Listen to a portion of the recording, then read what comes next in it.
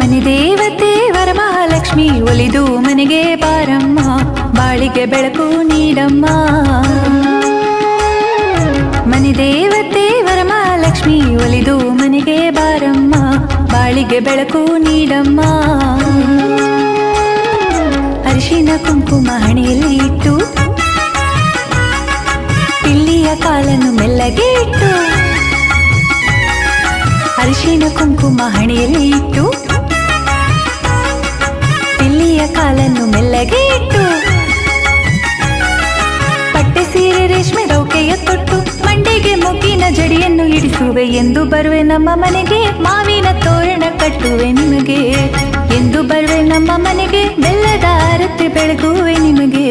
ಮನೆ ದೇವತೆ ವರಮಹಾಲಕ್ಷ್ಮಿ ಒಲಿದು ಮನೆಗೆ ಬಾರಮ್ಮ, ಬಾಳಿಗೆ ಬೆಳಕು